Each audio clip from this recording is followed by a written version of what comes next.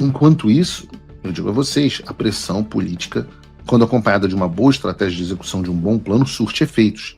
Eu já falei aqui que uma das piores características da direita brasileira é, sem dúvida, a falta de estratégia, mas também o derrotismo. E o derrotismo leva a uma má estratégia. Tem muita gente que prefere não fazer nada e pagar de cético, dizendo, não vai dar certo, agora acabou, não tem mais o que fazer, não tem mais solução. E eu sempre digo, gente assim nunca conquista absolutamente nada na vida.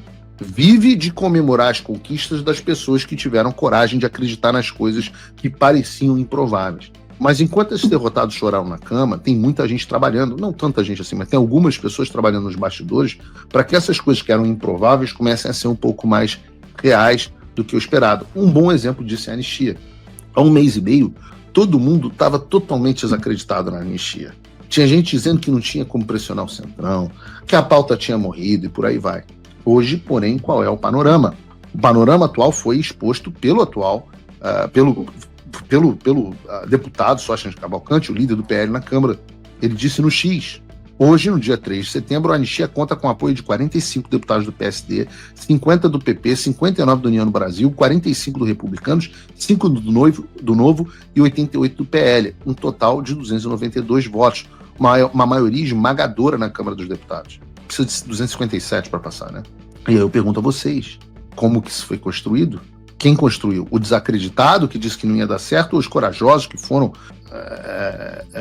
que fizeram as conversas com os políticos do Centrão, com os deputados dos partidos, que criaram mecanismos de pressão internacional? E digo mais, se a conta do deputado Sóstenes proceder, então nós vamos saber, para além de qualquer dúvida, isso é importante, não é saber, nós vamos documentar que o deputado Hugo Mota é o último entrave para a anistia, o último e único entrave. E se ele insistir nisso, passa a ser formalmente cúmplice com apoio material da conduta de um sancionado pela Lei Magnitsky. Passa a ser um candidataço para sanções. E é isso. Ontem, por exemplo, uma jornalista da grande mídia, bem conhecida, vocês sabem quem é naturalmente, mas eu não vou dizer quem é, me ligou dizendo o seguinte, olha, eu tô te ligando para dizer que você tinha razão, eu vou dar o braço e torcer. Eu ainda brinquei dizendo assim, mas querido, tenho razão com o quê? Né? Porque eu tenho razão em tanta coisa que eu não lembrava nem mais do que se tratava. Aí ela, obviamente, me zoou, né? Mas disse assim, você tinha dito há 2, 3 semanas atrás que não tinha a menor... Eu tinha dito a você que não tinha a menor chance da anistia ser pautada na Câmara, que não ia ser pautada, e agora a conversa em todos os corredores é sobre a certeza de que a anistia será pautada. Agora, evidentemente, nós vamos entrar em outra discussão, que é a de qual anistia será aprovada. Se vai ser uma anistia mais soft, mais light, que não anistia ninguém, só diminui a pena das pessoas, uma anistia ampla, geral e restrita, que é o que Eduardo Bolsonaro e eu temos, e o governo americano temos insistido, que é o caminho para o Brasil, ou alguma coisa no meio do caminho. O que o Brasil precisa, e a solução que nós apoiamos, é claro, é a anistia ampla, geral e restrita. E é importante que se entenda que qualquer coisa que não seja isso, nós consideramos perda de tempo. Não contará com o meu apoio, que é pouco importante, mas o apoio do deputado Eduardo Bolsonaro, como aliás bem noticiou o Estadão. Tá aqui, enquanto o Tarcísio negocia a anistia, Figueiredo diz que ela só vale se for ampla, geral e restrita. Aí eu voltei a ser para o Estadão, bloqueiro bolsonarista. Eu não sei quem é o repórter, a logo do Paulo Figueiredo Show tá na frente. É a Bruna Rocha. Bruna Rocha me chama de blogueiro bolsonarista ainda. E é óbvio que nós não controlamos tudo, mas tenho a certeza que o objetivo não é simplesmente tirar o Bolsonaro da prisão, mas é também liberar o presidente Bolsonaro, e vamos falar sobre isso. Agora, se aprovar uma anistia para inglês ver, uma anistia que não é a anistia para o americano ver, eu digo para vocês, as pedradas dos Estados Unidos continuarão vindo. E essa é uma mensagem, inclusive, ao senador Davi Alcolumbre, porque, segundo reportou a Folha de São Paulo, e eu não acredito, ele estaria rejeitando uma anistia ampla, geral e restrita, dizendo que vai colocar para votar na Senado um texto alternativo de autoria dele. Volto a dizer, essa anistia dele, inclusive, não liberaria o presidente Bolsonaro. Davi Alcolumbre, eu sou louco para te sancionar. Eu não tenho esse poder, o governo americano tem. Eu sou louco para te sancionar. Faz isso, mete esse textão aí, bota a tua assinatura, cara.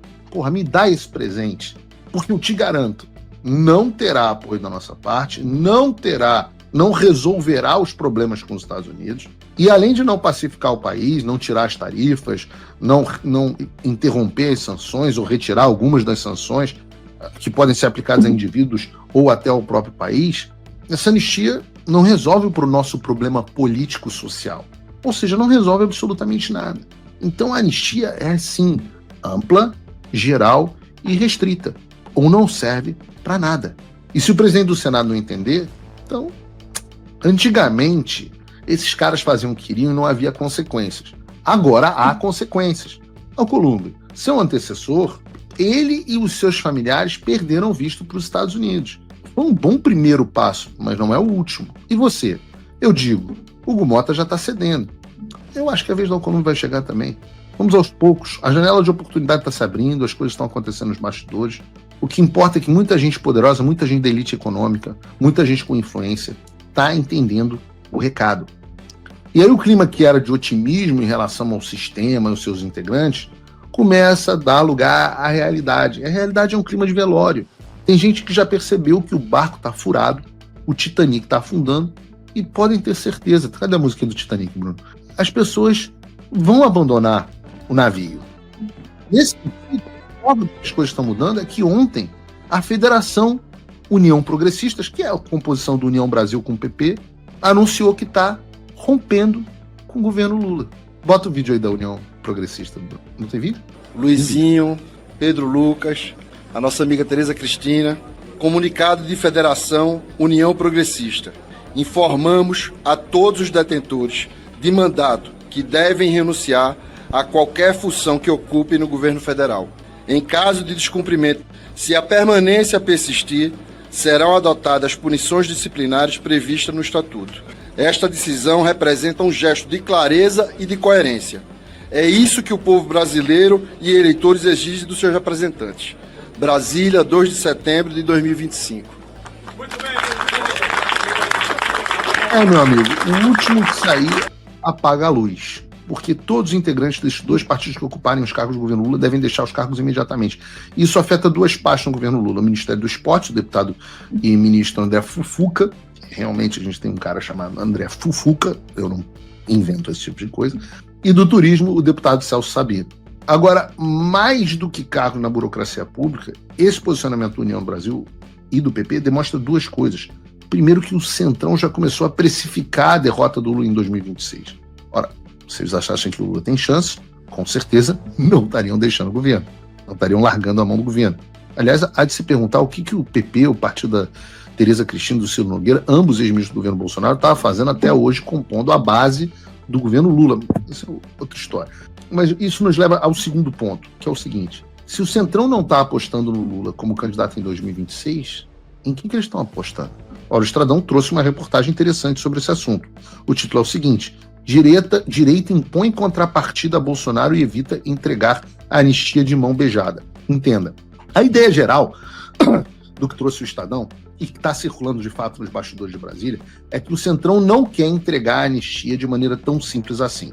Tá bom, terá anistia, mas a contrapartida para o apoio deles seria a garantia de que o presidente Bolsonaro escolheria Tarcísio como seu sucessor para 2026, tirando da jogada Eduardo, Michele, Flávio ou qualquer outro possível candidato. Essa informação procede? Bom, vocês devem me considerar uma pessoa que tem muitas informações de bastidores. Eu vou dizer para vocês, eu não sei. Eu realmente não sei.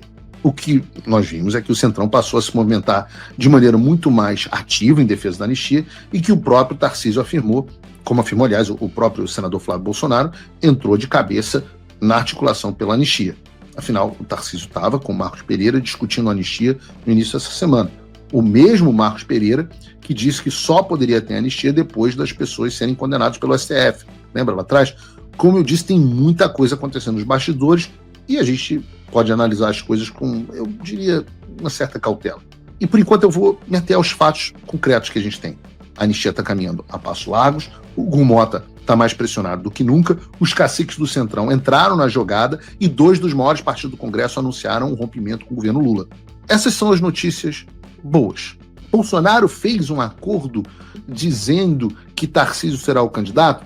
Eu não sei, eu não posso conversar com o presidente Bolsonaro, eu posso dizer que essa informação só chegou a mim como rumor, Se eu tivesse que apostar, eu ia citar duas características do presidente Bolsonaro aqui.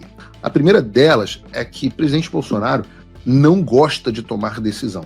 Sei que os bolsonaristas mais radicais não vão gostar disso, mas o presidente Bolsonaro não é um bom tomador de decisão. Ele deixa sempre para tomar as decisões no último minuto.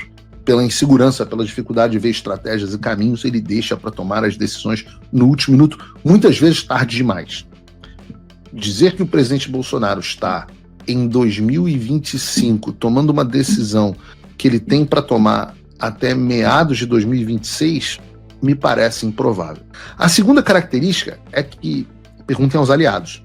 As pessoas não gostam, lamento, dever jornalístico. Perguntem aos aliados. O presidente Bolsonaro não é bom cumpridor de acordo. É isso mesmo que você está ouvindo. Normalmente, as coisas que o presidente Bolsonaro combina, ele não cumpre. Isso é uma coisa dita pelos aliados dele, pelas pessoas que gostam dele. E é uma das dificuldades que ele tem em fazer política. Porque na política, normalmente, o que você combina tem que ser o que você cumpre. Isso gera previsibilidade. E previsibilidade é importante em qualquer negociação, inclusive dentro da política. Então, a ideia de que o Centrão fez um acordo agora e que o presidente Bolsonaro já prometeu que o candidato será o Tarcísio no ano que vem e que o Centrão com isso vai votar anistia com a certeza de que o presidente Bolsonaro vai cumprir o que ele combinou, soa inverossímil. Mas veremos.